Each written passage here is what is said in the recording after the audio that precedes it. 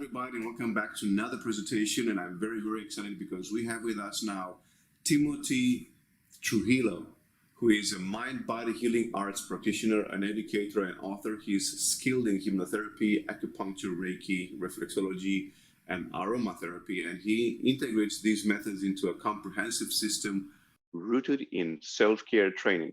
He is specialized in trauma recovery, pain relief, chronic or immune-related health management, and he has been teaching this method to both public and practitioner audiences for over 25 years. His program training, his practitioner training programs in trauma recovery and immune disorder management are specialty certification programs for both the American Council of Hypnotist Examiners and the American Hypnosis Association.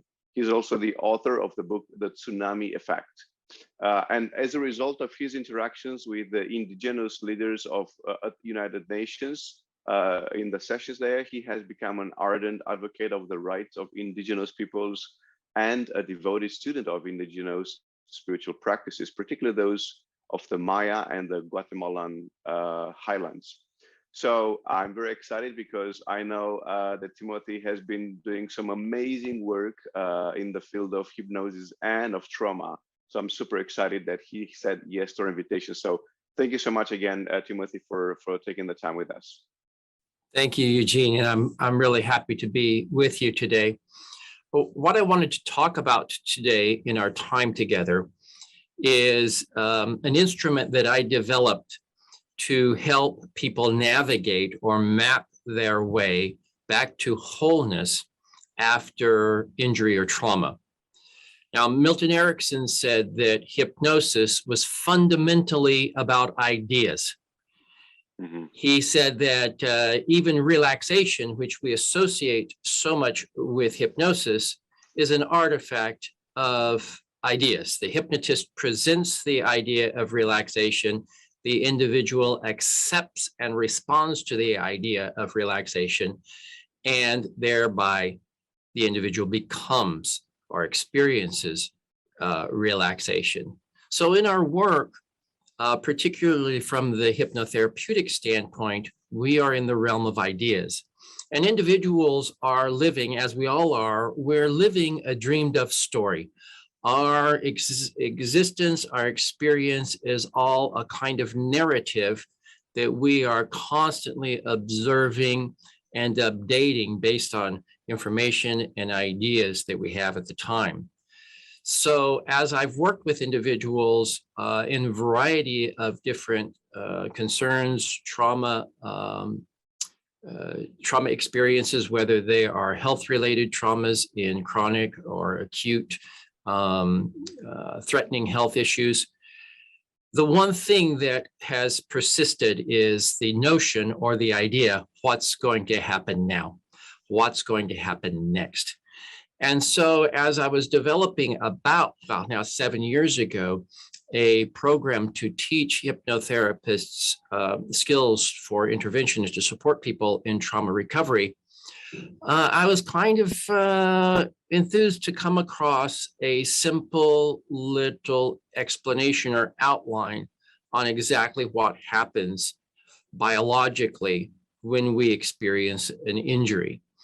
And this is poetically, I found this in an excerpt from a manual on plastic surgery, which of course we're talking about a curious kind of trauma or injury recovery, which is deliberate for purpose of, as we said earlier, individuals experiencing some fulfillment of their story of themselves.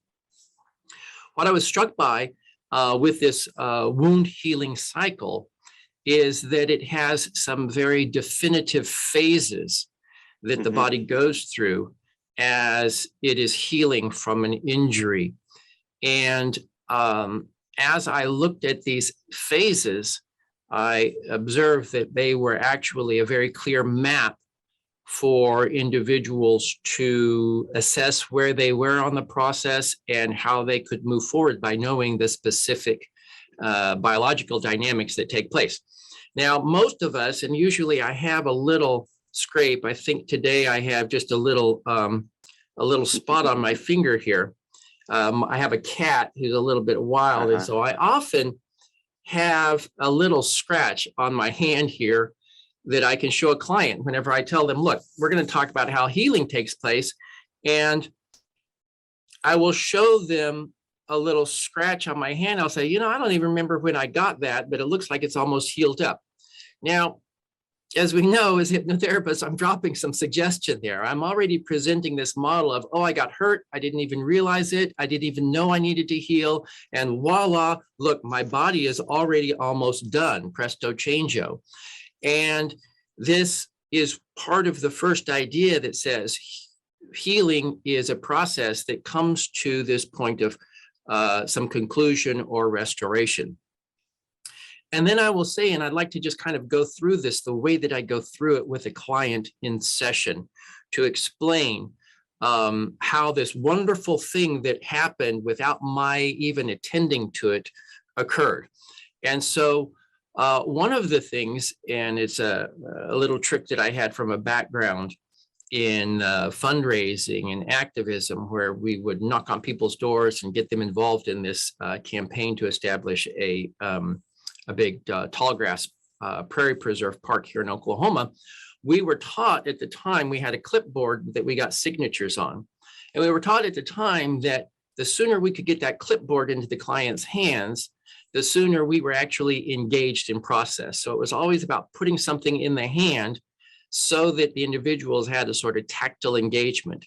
And so what I've done and what I do is I have printed out the form that I will actually take this and hand it to the client, put it in their hands so that they can actually hold it and they can see it. So let me bring that up so that we can take a look at it now. What this is I call this an instrument. And the reason I call it an instrument is because exactly that. It is something that is sort of tangible and specific. We can use it as a measurement, but it is also something that supports the process of wholeness. So you can see here what I have is, first we see a state of wholeness that exists. The individual is what we call whole. That is a kind of subjective notion or frame, but it also is a subjective in terms of what the client experiences of themselves as being whole. When a person experiences an injury, and we'll take, for example, the simple one, which is a skin injury. The first thing that happens when we experience an injury to the body is we have to first stop the bleeding. And our body has very specific biological processes to do this. As I said, often without our even becoming aware of there being an injury. We release immediately upon exposure of the blood system.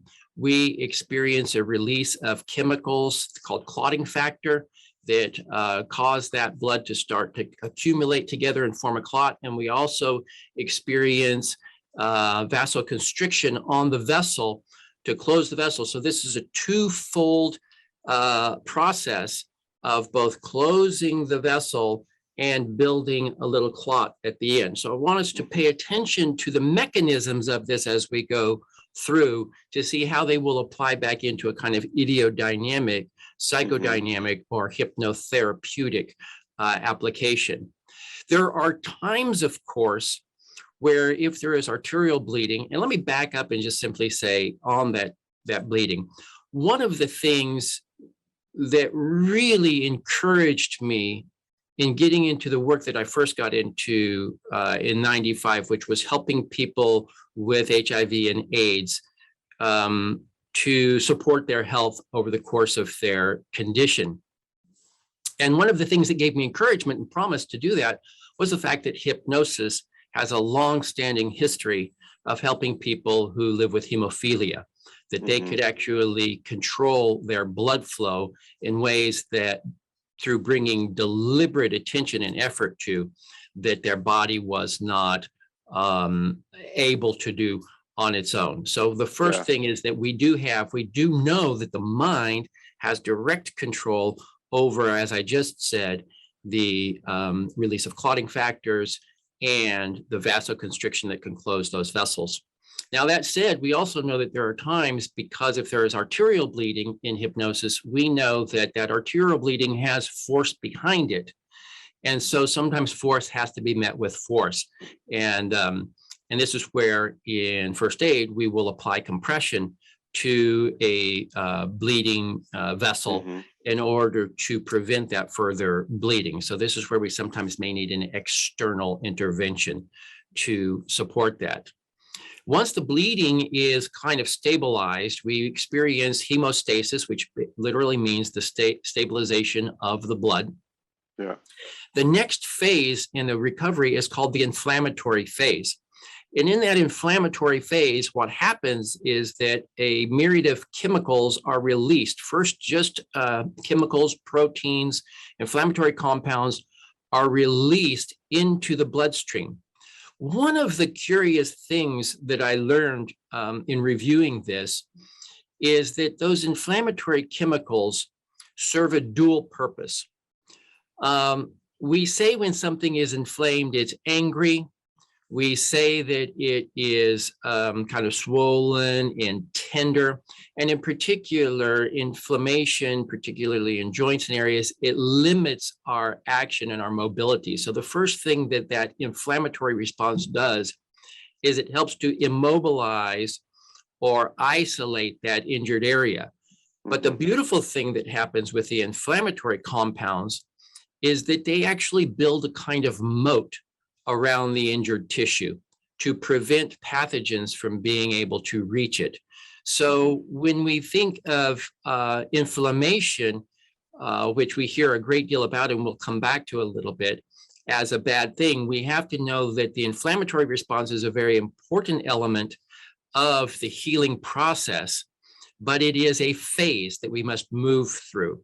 We don't want to sustain that inflammation, and we can come back and talk about that maybe later and how that plays a role in chronic and immune disorders. Yes, Eugene. Just a quick question on this. I don't want to detract you from your train of thoughts, but is it possible for some people to actually just remain stuck in the inflammatory phase and never move away from it, and therefore kind of like never being able to heal that ailment, trauma, whatever that is? Is it possible? That's exactly right. And that's what we find out, that as we go through this with individuals, the exact same question that you had is what clients will often have, because they will identify, oh, this is familiar. See, we're starting to see these natural biological phases, but people can identify, oh, yes. So, and we see that, and as I said, acute inflammation serves healing.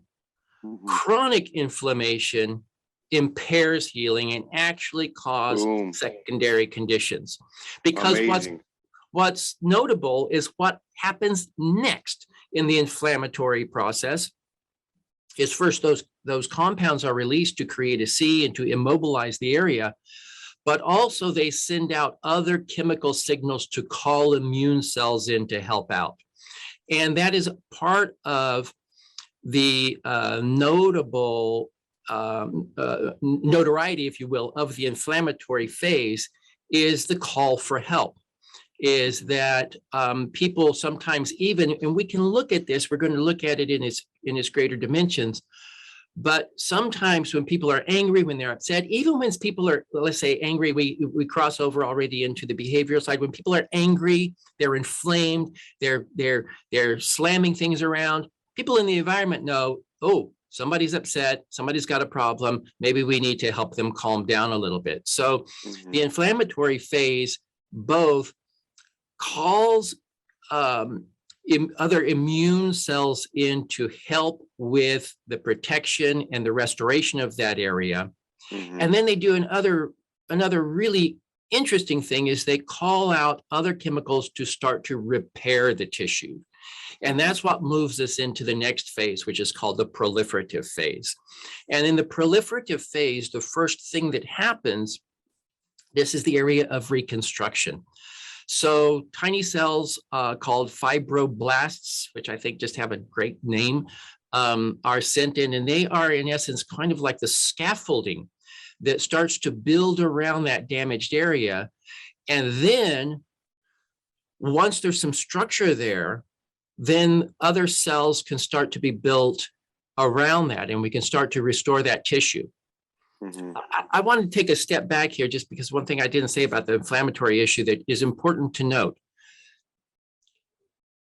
The inflammatory phase is so important. One of the areas that is very important is in bone mending or bone healing.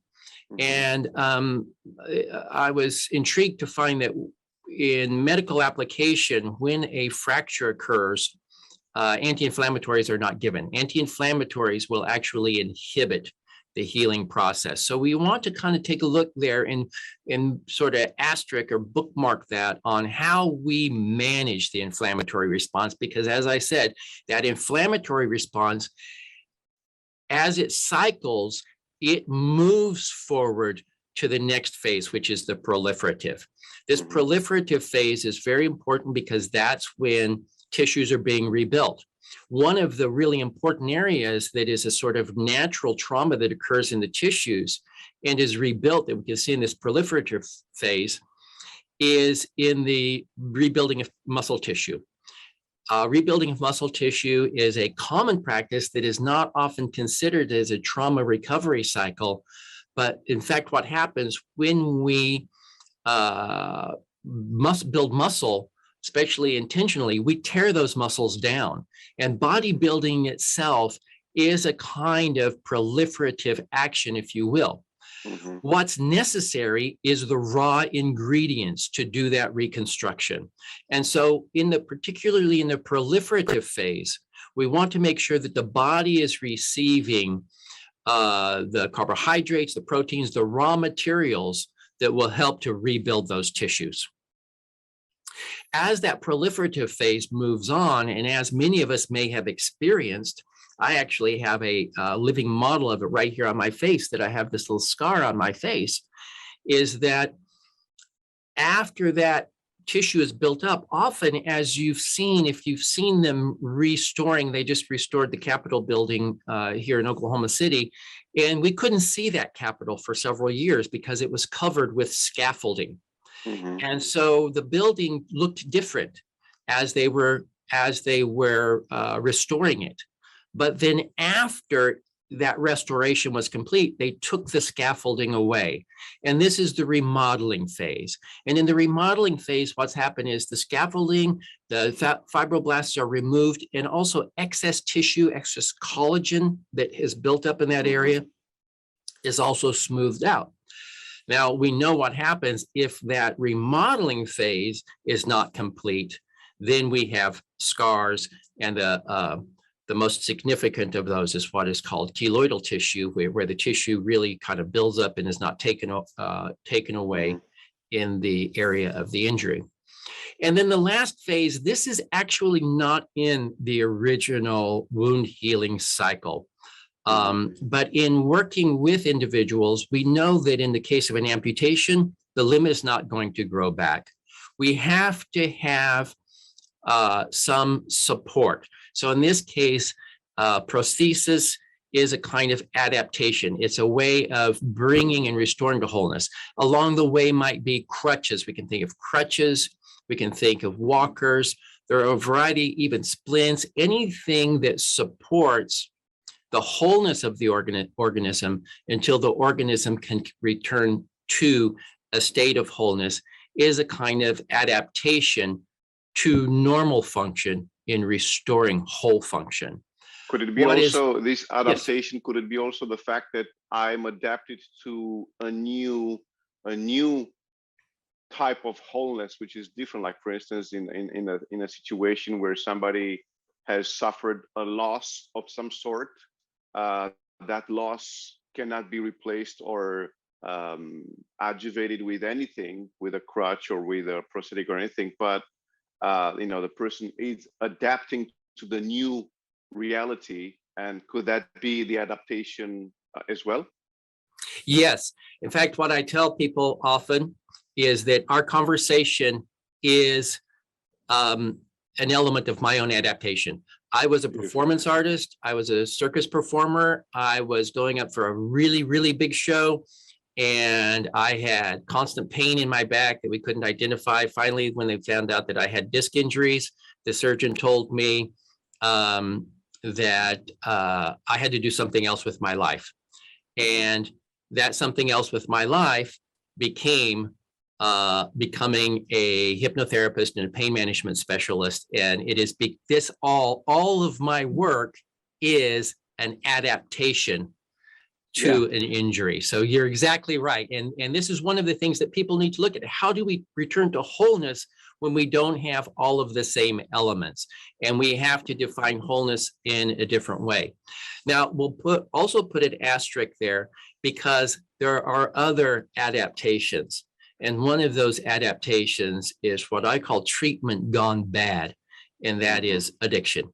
Addiction is also a kind of adaptation, and a person has, through treatment, sort of adjusted to another norm of their level of wholeness. And so adaptations can be short-term, adaptations can be long-term. So we all understand this, and we can look at it. And this is why, as you've said, you're already starting to identify and how a client might say, oh, I can see that I'm still at this place, or I can see that I'm at this level. And so what we will do if the client is presenting with a physical injury, then we will say, well, all right, well, let's put a little mark here. I'll say, let's put a little mark where we think we are and put today's date on it. Mm-hmm. But then what I've seen is that same cycle, that same process that takes place on the physical level also takes place on the mental level. We can see that when we have an injury, we get inflamed, we get all kind of wild and stirred up about it. We have to calm down. We get into inflammatory phase. We might mull on it, etc. As I said earlier, get angry, slam things around. Then we start sort of rebuilding. And then we start remodeling, et cetera, the same cycle. So if the client is presenting with a psycho-emotional trauma, then we can say, all right, where do you think you are on this cycle? And then that individual will mark, and maybe they'll say, well, this thing has been going on for some time, so I'm over here. And as we move out on these spheres, we can see that how this physical injury or emotional injury, we can experience that or measure it on all of these other areas of our life, our mental, emotional level, our spirit level, our societal level. This is a big one. This is in family dynamics. Who am I? All my relations, all the people, both my near family and my chosen family. And then on the cosmic level, is the principle of who am I? Who am I in the world? Who am I meant to be? And what I have found with this is that these will vary. And what happens when we can identify where individuals are here, then we know where to apply our work.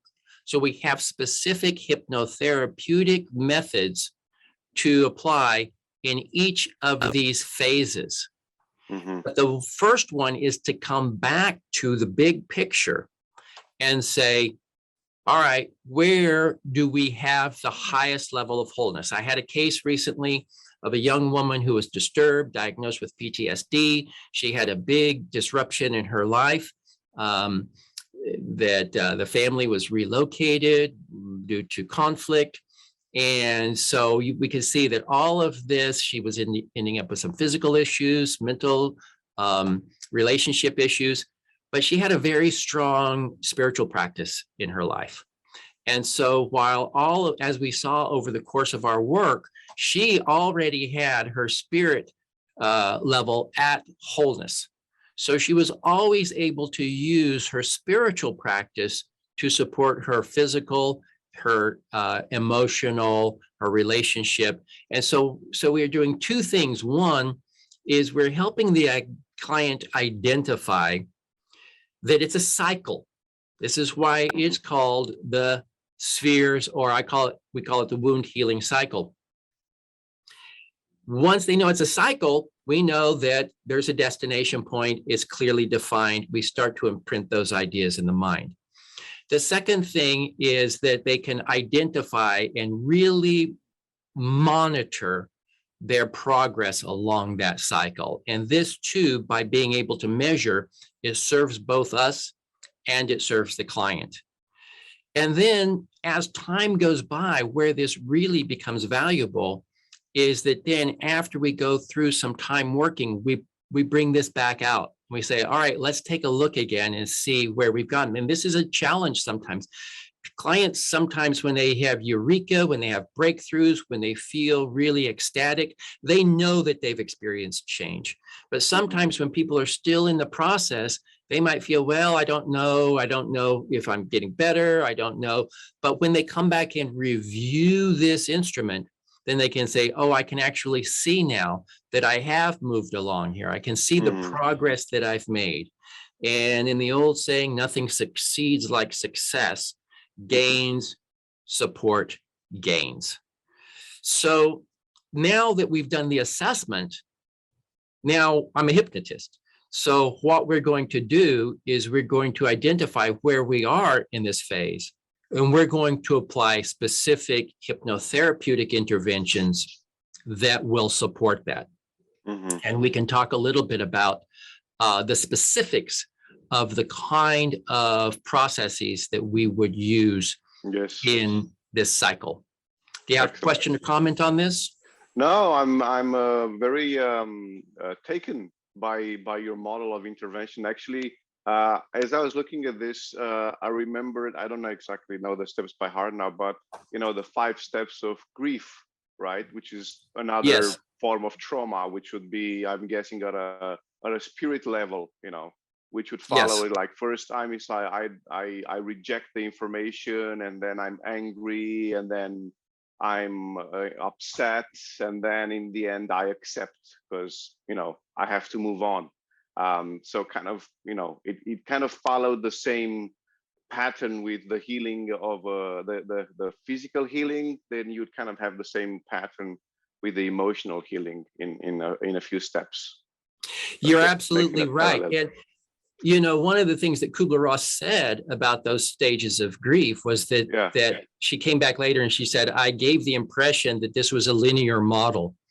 And it's not altogether linear. People may have acceptance and then come back to denial because of changes. And so you mentioned earlier, if people stay in this hemostasis or people stay in this inflammatory phase, one of the things that happens is maybe there's some proliferative, some rebuilding happening. And in fact, this is exactly why I have a scar on my face, because when I was 14, I was bit by a dog and it really made quite a mark on my face, but they put a little bandage on it and it healed perfectly. It was just this tiny little hairline here. And they took the bandages off and I stepped outside. I was 14 years old. Neighbors were playing basketball. Basketball took a bounce, caught me right in the face, opened that wound back up. And because it had already healed to a certain level, all they could do was kind of flap it over. And so I ended up with a little scar that, they say my face has character because of. So, so that's another level there. If you look at what happened, I was in the proliferative phase. I went back to the injury phase. I had to come back here. In my high school pictures, I don't have this scar because my mother wanted her kids to have pretty faces. And so it's airbrushed out of all my high school pictures. That too, thank you, Photoshop, for our physical adaptations and remodeling. But as it turns out, over time, that scar has become a kind of adaptation that, as I just said, it's something that's a part of me. And I say, no, it gives me character. And so, we see that sometimes people bounce back, but when people bounce back, now they already have a model that they can say, okay, now I know what I need to do moving forward. So I want to just talk briefly then about what we do, how we address these phases, because each one has a kind of specific type of intervention. And the first one is when there's an injury, between this injury phase and hemostasis. I recently learned that this is probably not the best model to use during this phase. I was with a client recently. I went over this whole program with her. And when I finished, she said, "This has no meaning to me."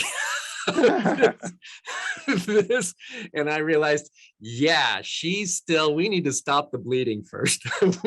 She's not ready to even move into, maybe she's between the hemostasis and inflammatory phase. She's not ready to start thinking about ideas of remodeling and rebuilding because she's still in this phase. So when we're in, and this is something that I've had a tremendous amount of experience in, helping people who are actually in disaster zones, people who are in hospital, living in medical crisis, experiencing medical crises. When people are in that state, when people are in crisis, higher cognitive function is just not on board. It's part of our biology. And so what we first need to do is bring them out of that elevated state. And what I have found to be extremely effective in this is the model of polyvagal theory. And I have a video that's on YouTube that can be seen, can be searched just hypnosis and polyvagal theory, that explains. I know probably there may be other presentations on the on the summit about polyvagal theory. It's such an important model for us to understand when we're helping people with wholeness, and first helping them to understand when you show them the way I use the diagram in my sessions. The way I've diagrammed it out in my sessions gives like this very clear picture of what the high tone, what they call a high tone, I don't remember these terms now because I'm thinking sympathetic and parasympathetic. High tone, dorsal vagal, ventral, and I guess it would be sympathetic. It's the threat response, fight or flight response. When people are in fight or flight, we have to first bring them back down into a dorsal or ventral vagal state. We have to bring them into a vagal state. So get them out of the alarm zone and then start working with them. It's exactly that. And people can see when people have anxiety, when people have panic, they get it. All I have to do, and I use a little stick figure, and I'm like, this is what, how Jack gets Jack. And people can see that immediately.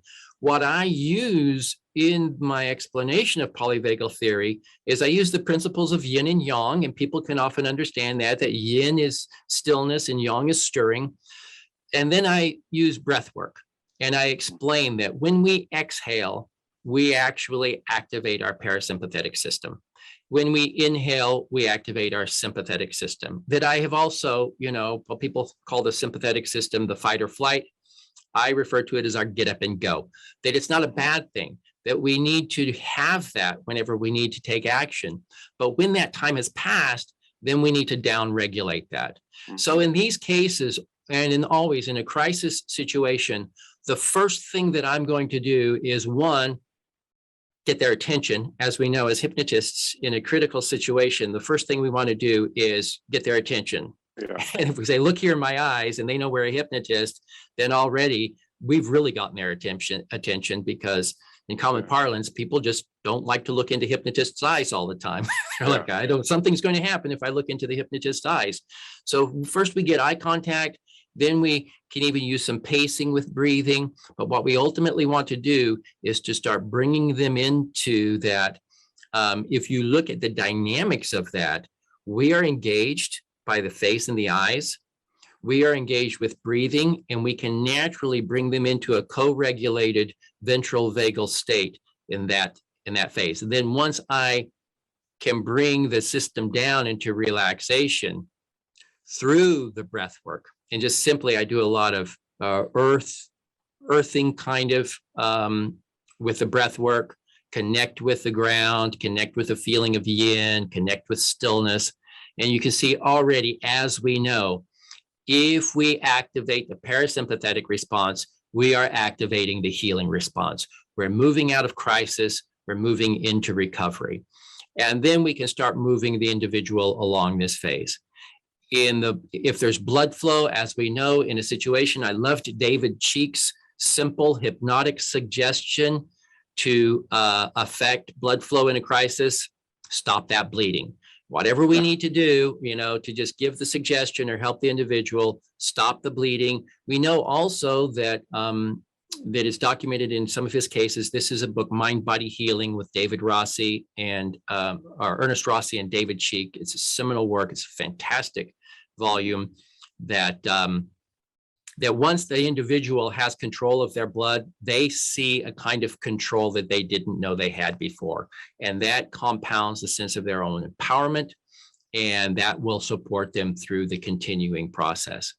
And then once we, see, oh yeah, it's a little red and inflamed, okay, then we know things are working, things are happening. And once again, as we've elucidated the dynamics of these phases, then individuals can clearly connect to that. So in the inflammatory phase, that's where we're going to find more pain management being done. We're going to find more relationship, as far as sometimes we may do dialoguing with the body. I have a case right now of someone who experienced an injury many, many years ago that was related to a surgical intervention that saved her life. But along the way, everything was about getting better.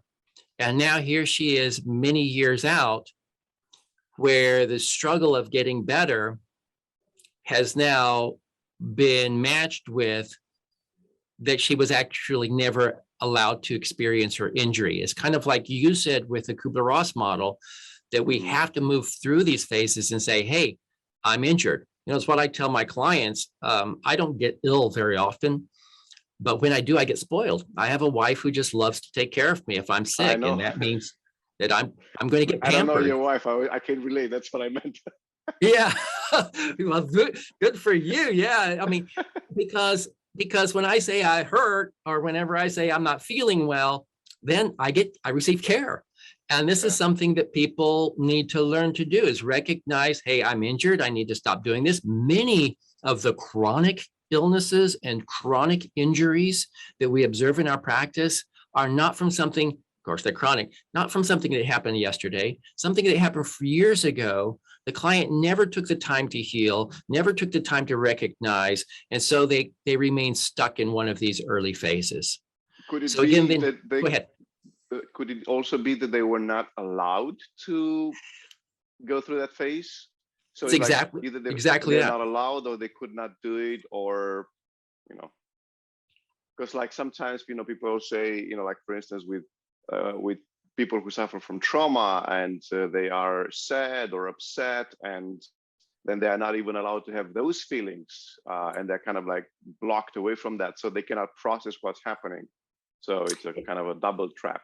You're exactly right. That is the thing, that not only are they not allowed to, they are restrained. And that itself, as we know, restraint is a form of trauma. Yeah. So this is one of the things that happens, is there's just compounded injury that takes place. And often by the time people come to see us, this has been going on for a period of time. And so we sometimes have to tease this out. And that's where you'll see that sometime along in here on the societal level, the family, the demands, et cetera, just didn't allow them to even honor their illness, honor their injury, and in doing so, honor themselves. I cite often the story from Herodotus of Croesus, the richest man in antiquity, who saw the Persian Empire and army rising and heading west. And so he sent queries to the oracles, and eventually determined that the Oracle of Delphi was the most dependable oracle. And so he sent a emissary to the Oracle of Delphi asking what to do. Well, the Oracle of Delphi gave these kind of obscure little rhyming responses that then the priests would write down and give to the supplicants. And the answer was, if you attack, a mighty empire will fall. Well, Croesus was like, well, that's it. That settles it. I'm going to attack them and the mighty empire is going to fall.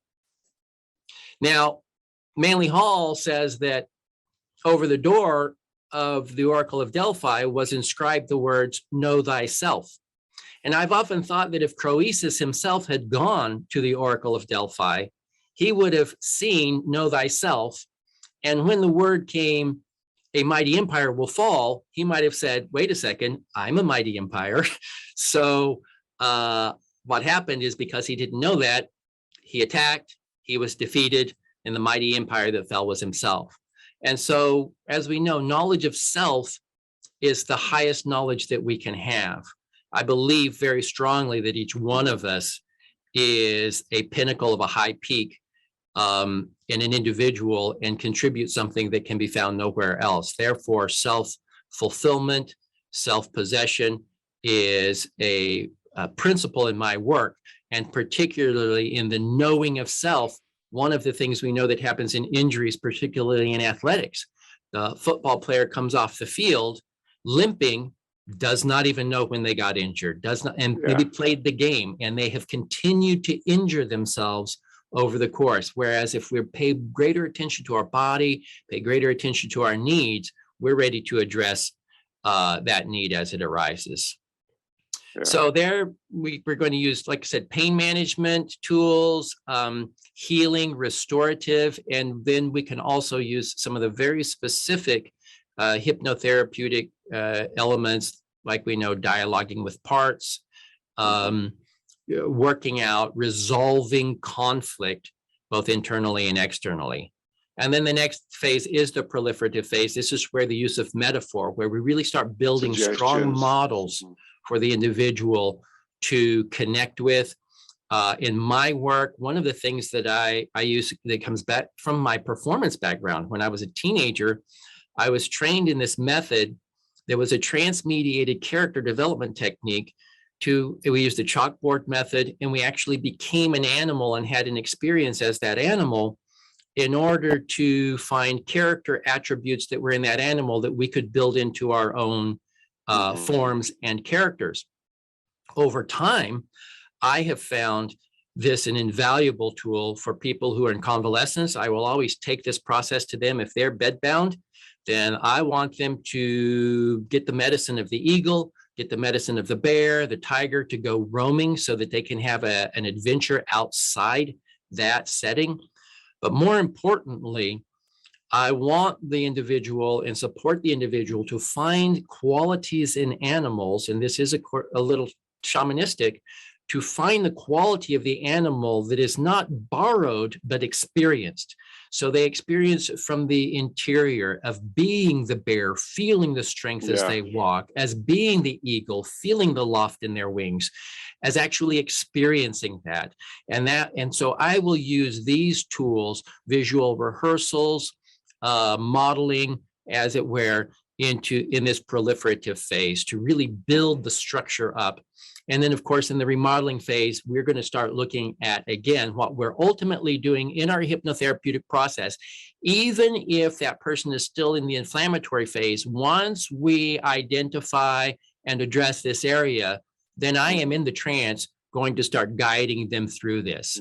Then we move to this, then we move to this, because the whole objective, no pun intended, is wholeness, is this idea. You see why that's bolded, and that's the big idea, is to become whole. So from what you're saying is basically the main point would be to work or to actually solve the inflammatory phase. And once that's taken care of, then it's kind of downhill from there. It's not like solve, but that's like probably the crux of the whole intervention. Is that correct? It depends on how they identify. And this is what helps us to identify where is the need. Where are they in the process? And then we can say, well, what is it that we need to do? Because if this person is over here on the proliferative phase, they don't have pain, or they may have intermittent pain. You know, one of the interesting things that we have here on the inflammatory phase, part of that inflammatory phase, particularly if there is an infection, is fever. We recently went through this because last month, my wife and I both got to experience our immunoeducation with COVID. And it's July right now. Is that right? I'm, All I'm, right, I'm good. having it right now. These tools are available, my friend. I'll send you. So yeah, and this is where, okay, this is exactly what I'm talking about now, because look at you, you're like laughing. I have COVID. I'm dealing with it now. I, Because go ahead. I'm sitting here, I'm sweating, and I'm just like, I'm waiting for it to pass. I cannot stop. I just like, whatever. This is happening. Whatever. I have to do what I have to do. So, looking at your diagram, this is just a small intermezzo in your presentation. But looking at your diagram, I'm guessing I'm past inflammatory, and I'm actually come, a little bit inflammatory, but proliferative and remodeling. Physically, mentally, I'm, I don't know, towards adaptation hole something, because I'm just waiting for the body to catch up, kind of a thing. Exactly. And we see how informed, now you're having an informed experience. Yeah. And information, oddly enough, all of these chemicals that I talked about in here, the inflammatory chemicals, all of this, every chemical that moves from one cell to another cell, even though we have these names for them, hormone, neurotransmitter, ligand is the technical term. I love Candace Pert's term of information substances. They are conveying information. And in that is that funny little word form. So there is information, it's knowledge that is also giving structure.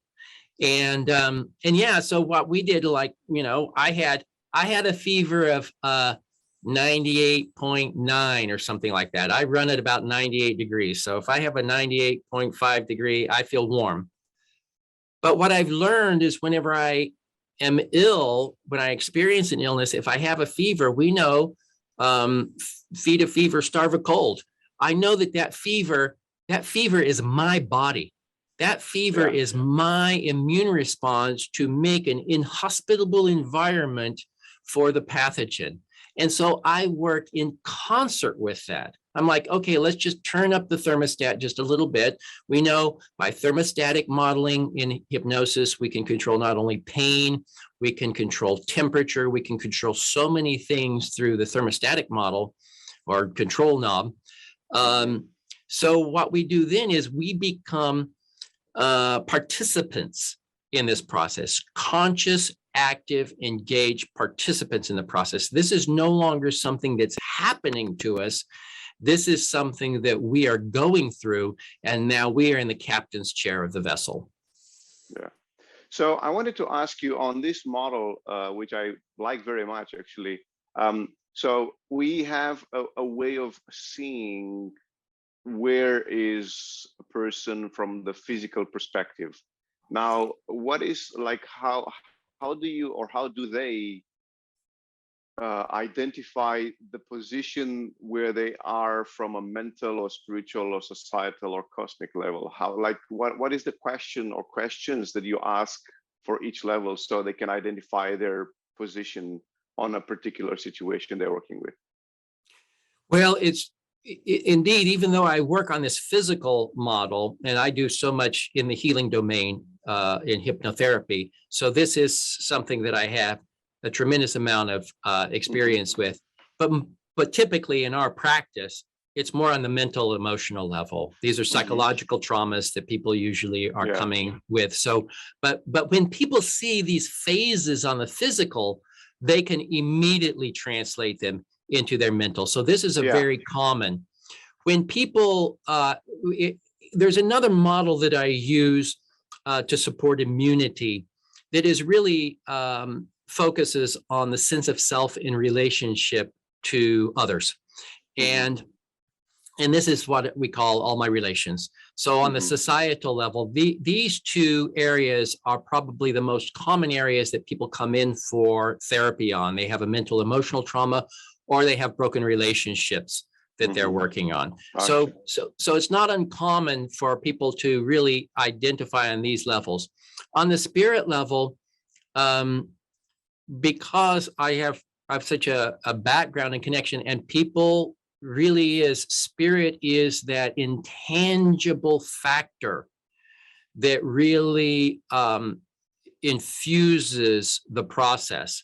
So often the spiritual thing, unless a person has a spiritual conflict, and there is plenty of that, it's usually not a presenting concern. This is more often, as I mentioned earlier, a resource. And then this other level, on the cosmic level, this is a deeper level that people do seek when people are seeking higher development. Who am I in the world? They're looking at personal fulfillment. And that sense of personal fulfillment, this really echoes into one of the seminal adages or statements that I work from, is Viktor Frankl saying that he who has a strong enough why can endure any how. And so when we connect people to purpose, what they're here for, what they feel that their purpose in, and this is kind of the cosmic level, when a person has a purpose, they will overcome whatever it takes to realize that purpose.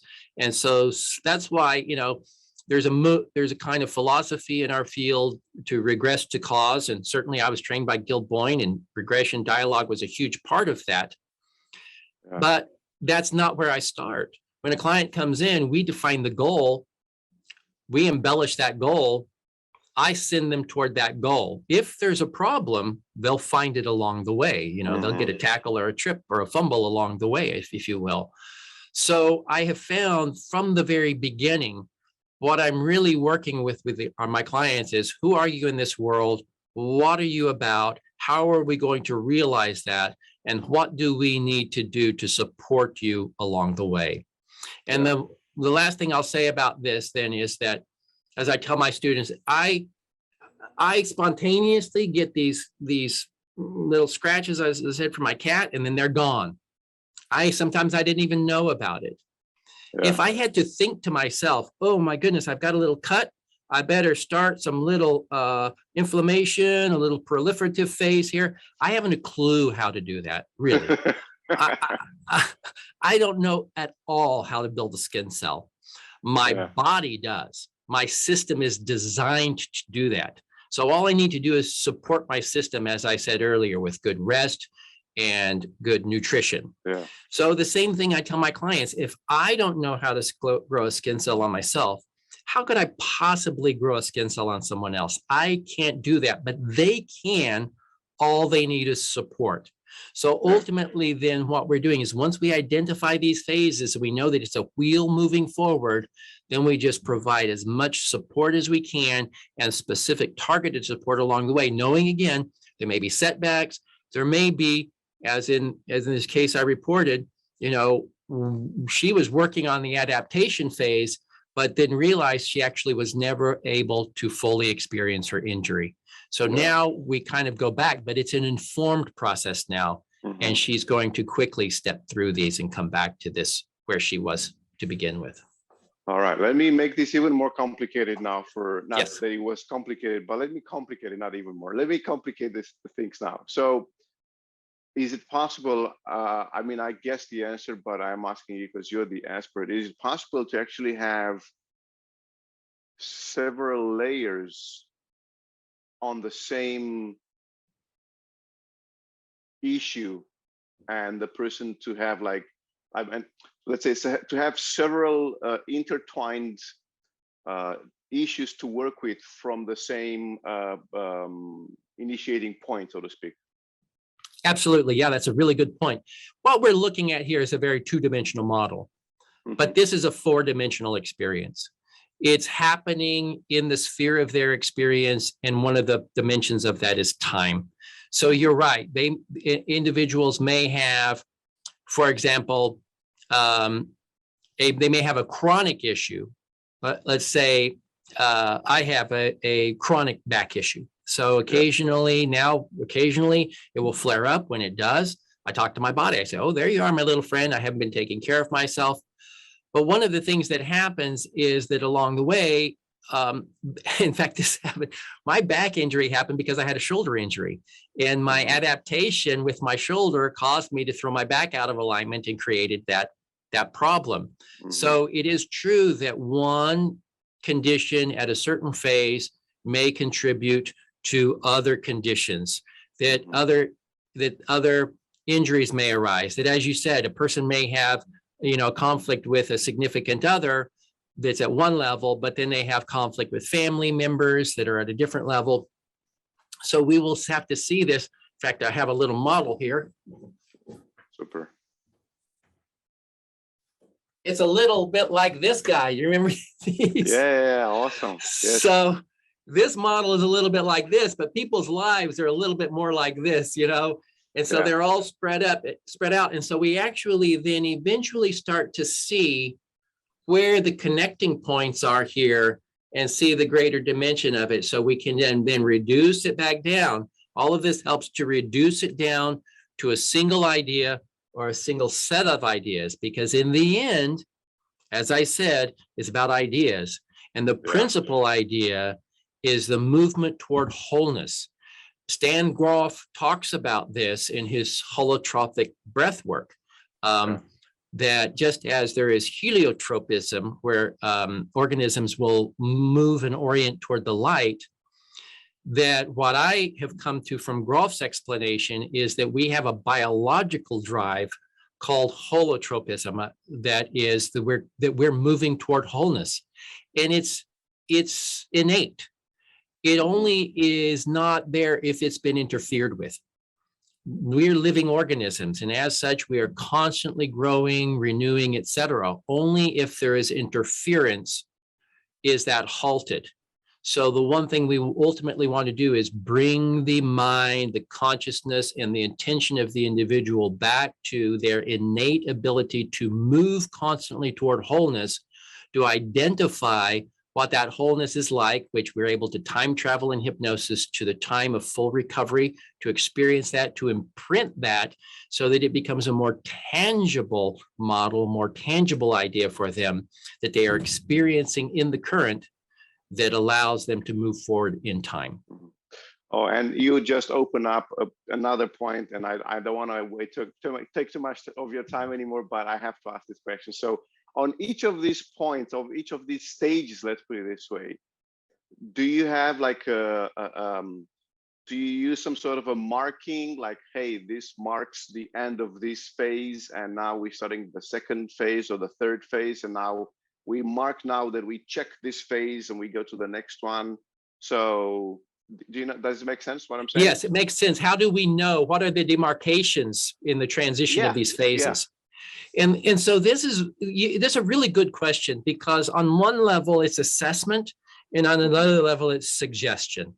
So the assessment is really hearing the language of the client to say, what their experience is. And because I know the dynamics of these phases, then I can align their report with what I know are the details of these phases. And so then I might say to them, well, it sounds like maybe you've been in this inflammatory phase, because remember, everything is about movement. So they say, sounds like maybe you're moving into this proliferative phase. Or maybe we say, well, it sounds like you've kind of rebuilt everything. You're just trying to define the specifics of it. Sounds like maybe you're moving into this remodeling phase. And then we get assent from them. They say, oh, yeah, I think you're right about that.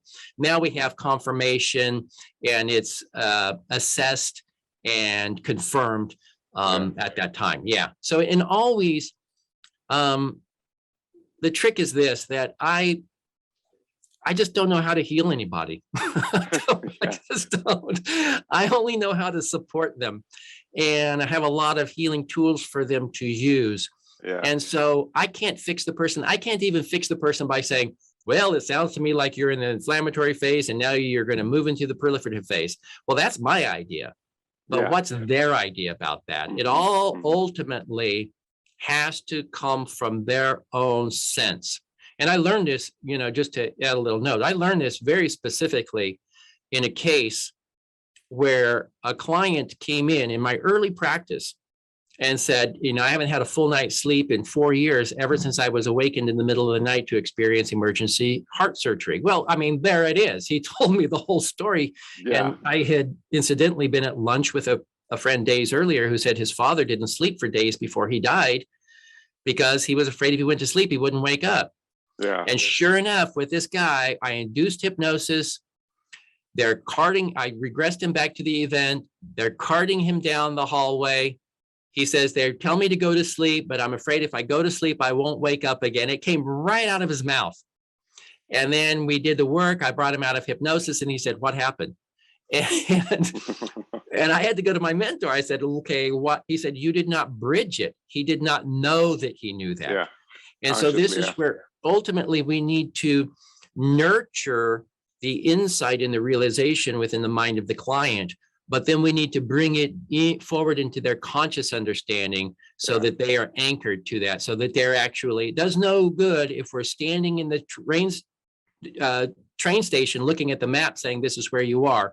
The action is out on the rails. So eventually we need to get them out on the rails and get them back in the car and get them on their way. Awesome. Timothy, thank you so much. It's been a blessing and absolute joy to listen to you and to learn from you. Thank you so much for all this wealth of information. Please tell us where people can reach out to you. How can they get in touch with you? How can they connect with you? How can they learn from you? So first, my website is timothytrujillo.com, which is very simple. And then my outreach project organization is firstmedicines.org, where you can find free resources, particularly on the pain management. And you can see some of the work that we've done throughout the world, helping communities facing challenge. Find me on Facebook, reach out to me on Facebook. Through my site, timothytrujillo.com, you will see that I have a variety of video courses, audio courses on the topics that I address. And there are some case videos there that are also very good to look at if a person wants to see how this work is done in practice. And then just, get my number and reach out to me, because if you get me on the phone, as you can see, I love to talk about the work. And once we get engaged, we're off to the races. Perfect. Thank you again so much, Timothy. And everyone, we'll take a quick break now, and we'll see you after the break. Remember, take a quick break and share with us your notes. Let us know your 2-3 key points take away from this presentation. And like I said, we'll see you after the break for the next presentation, or we'll see you in the next day. See you soon. Eugene, thank you so very much. All the best to you.